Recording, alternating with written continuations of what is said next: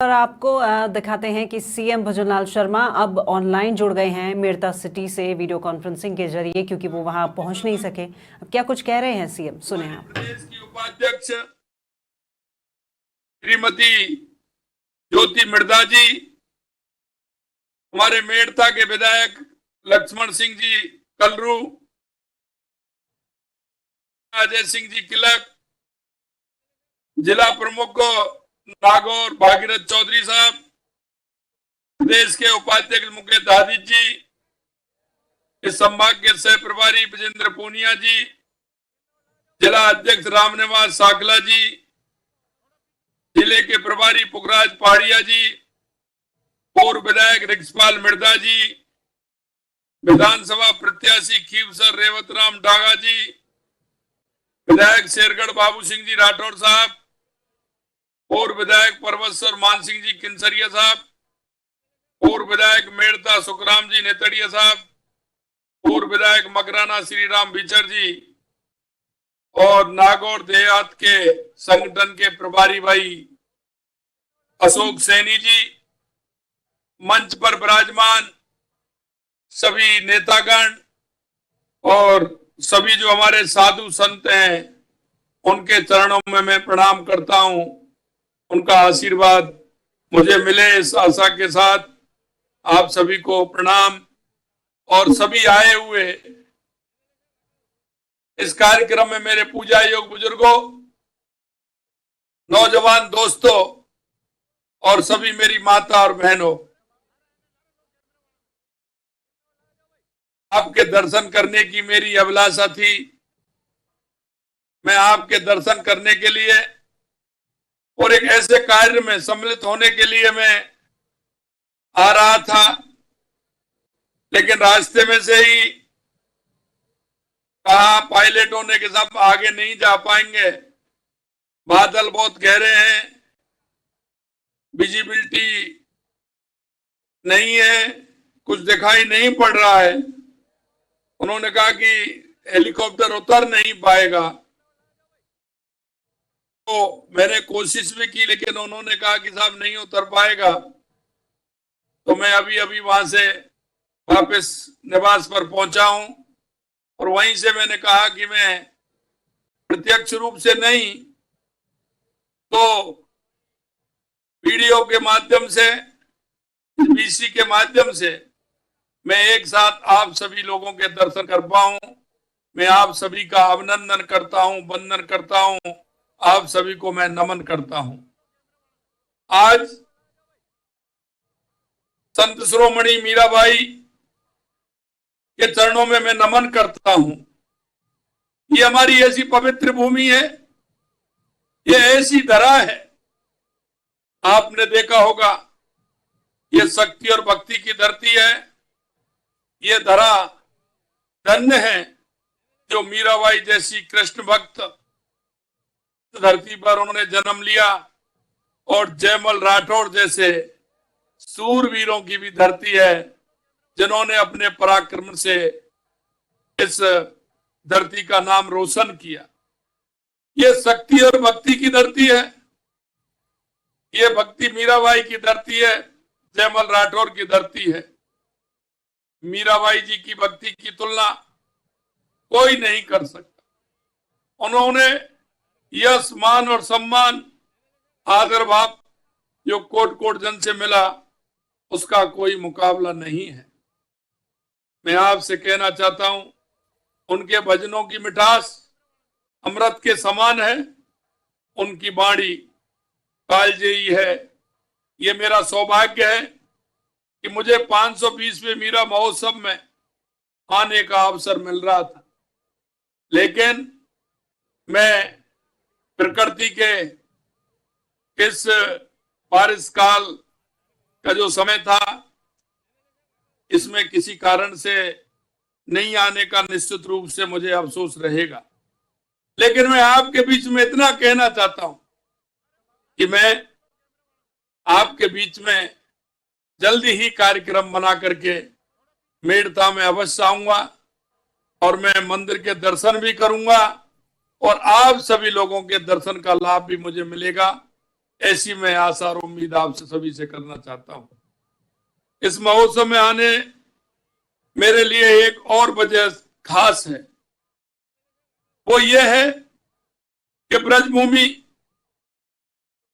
ब्रज राधा रानी और भगवान कृष्ण की लीला भूमि है, और यह भूमि मीराबाई की भी भूमि है। उन्होंने इस ब्रज में रह करके जो रचनाएं की, उन्होंने उस ब्रज का जो माधुर्य, इस ब्रज में जो एक अमृत रसपान किया, निश्चित रूप से हम भाग्यशाली हैं।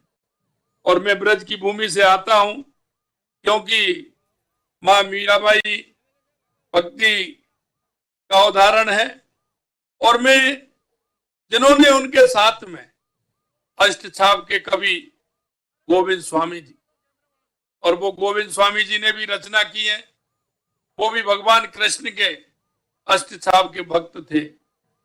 और वो ये इसलिए है कि वो मेरे भी पूर्वज थे, वो मेरे गांव से थे। तो मीराबाई जी और उनकी भक्ति के जो शब्द हैं, उनके जो अलंकार हैं, वो निश्चित रूप से आज भी उस भक्ति भाव को झिझोरने का काम करते हैं और हर भक्त की कल्पना को बढ़ाने का काम करते हैं। ब्रजभूमि मीराबाई जी की वो साधना स्थली रही है। जिस क्षेत्र से मैं आता हूं, वो ब्रज संस्कृति का इतिहास आप सभी जानते हैं। और ये मैं आपसे कहना चाहता हूं कि भगवान श्री कृष्ण और उनकी भक्ति मीराबाई से जुड़ा उत्सव हो तो मेरे हृदय के बहुत नजदीक होता है, क्योंकि मैं भी गिरिराज जी और उस बंसी वाले का स्मरण करता हूं। और मैं आपको सत्य बताता हूं कि यह एक ऐसा संगम भी है, और हम सबको ये प्रेरणा भी लेनी चाहिए कि भगवान कृष्ण की जिस तरह से उपासक मीराबाई जी ने उनकी भक्ति में लीन होकर के, मेरा तो सिर्फ गिरधर गोपाल दूसरा ना कोई, किस तरह के पद उन्होंने लिखे हैं। और आपने देखा होगा कि जिस तरह से मीराबाई भक्त शिरोमणि भगवान कृष्ण, जितने भाव अगर आप उनको पढ़ करके देखेंगे तो निश्चित रूप से मन में वो आध्यात्मिक अमृत धारा मन में उत्पन्न होती है। मैं आपसे यही कहना चाहता हूं, मीराबाई जी ने भक्ति, समर्पण और श्रद्धा को बहुत ही आसान भाषा और सहज रूप से समझाया।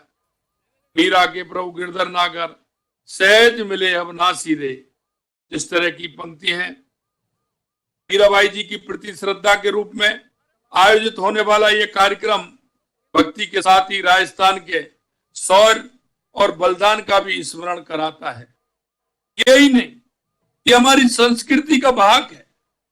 आज हमारे सांस्कृतिक केंद्र, जिनमें हमारी संस्कृति बसती है, हजारों सालों, लाखों सालों से जो हमारी संस्कृति है, वो संस्कृति हमारी चलती आ रही है। मैं आपसे इस मीराबाई जन्मोत्सव केवल एक संत का जन्मोत्सव नहीं है, ये भारत की एक संपूर्ण संस्कृति का उत्सव है। हम हमारी पूरी संपूर्ण संस्कृति में मीराबाई जी का स्थान है। मीराबाई जैसे भक्तों और हमारे ऋषि मुनियों ने इस देश को आध्यात्मिक ज्ञान का केंद्र बनाया है। और दुनिया में जो भारत का को विश्वगुरु कहते हैं, वो हमारी आध्यात्मिक पहचान है। और उस आध्यात्मिकता के कारण हम दुनिया में भारत को विश्वगुरु माना जाता है।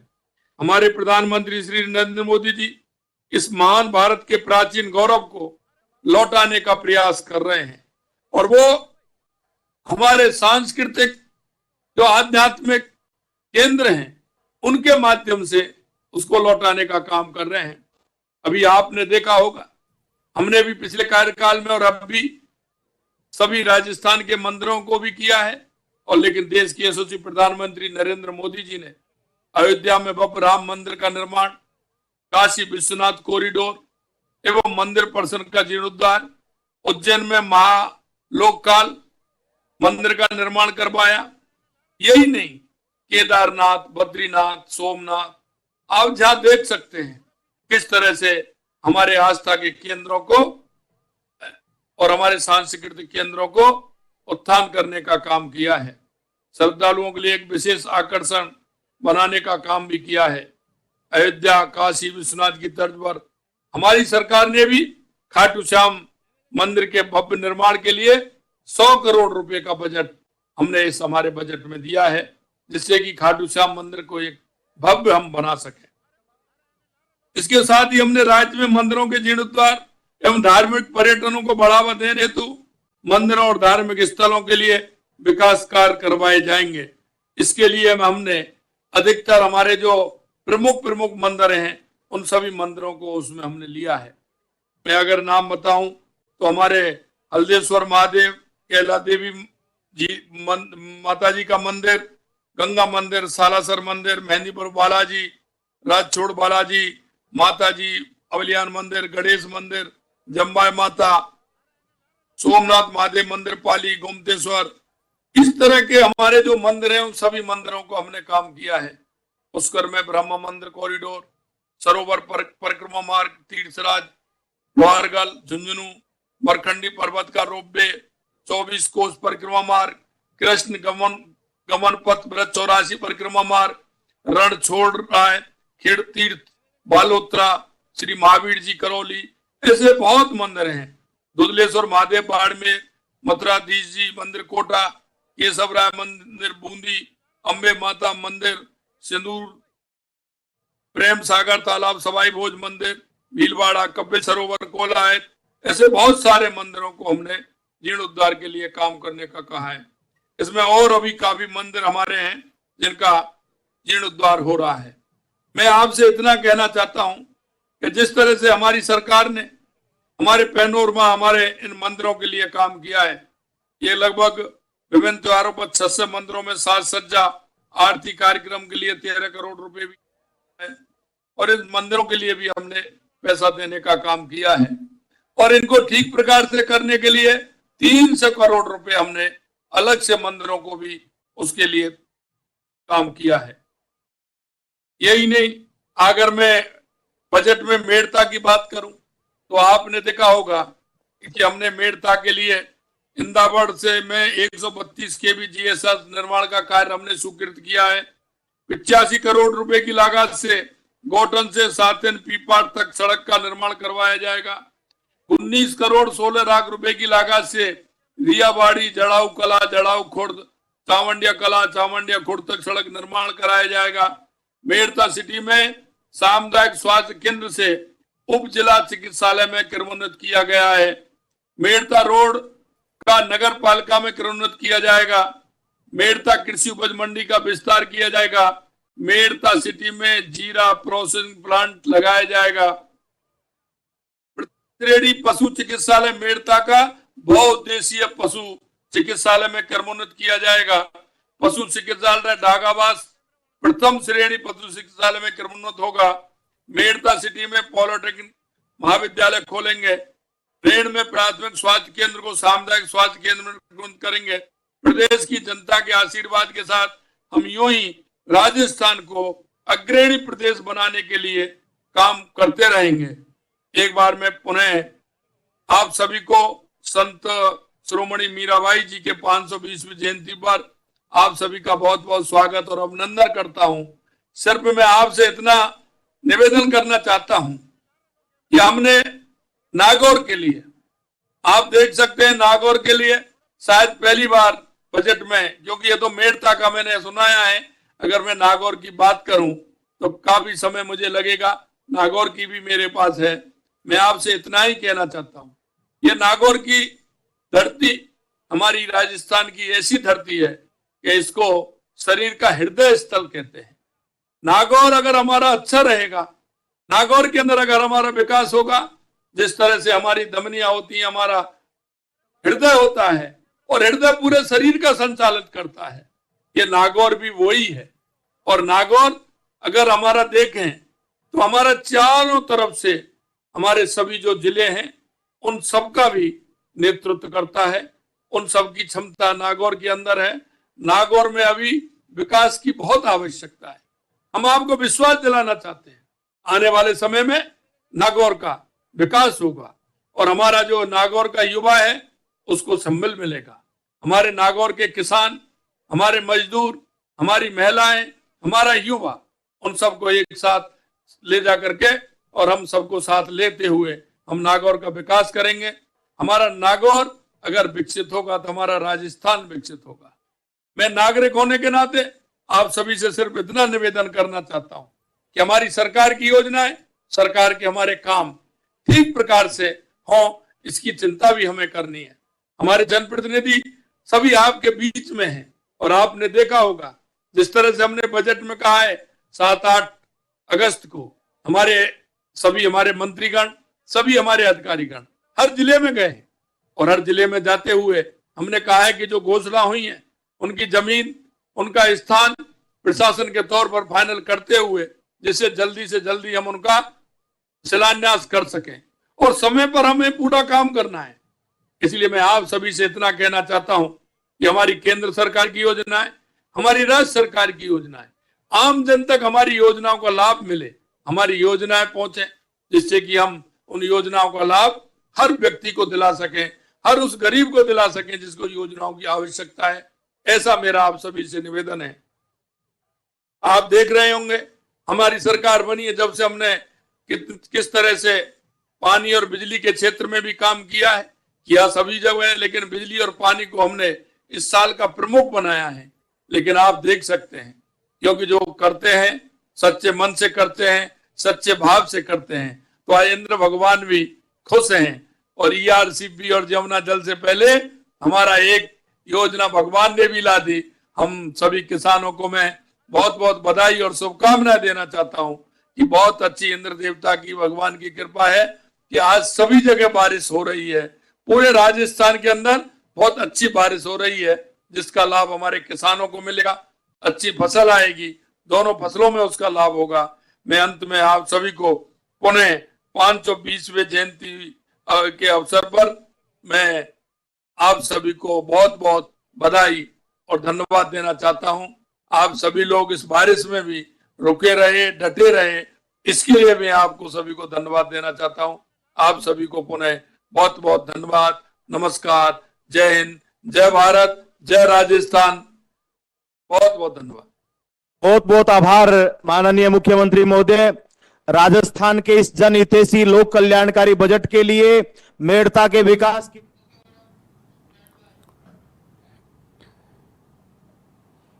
तो मेड़ता में मीरा महोत्सव का आयोजन चल रहा है और चूंकि सीएम भजनलाल शर्मा नहीं पहुंच पाए उस महोत्सव का आगाज करने के लिए, ध्वजारोहण उन्हें आज करना था और वहां जो स्थानीय निवासी हैं उन्हें भी संबोधित करना था कृषि उपज मंडी में। तो क्योंकि सीएम नहीं पहुंच पाए तो वर्चुअली वो जुड़े वहां के लोगों से और वीडियो कॉन्फ्रेंसिंग के माध्यम से जुड़कर उन्होंने इस मीरा महोत्सव की सभी लोगों को शुभकामनाएं दी।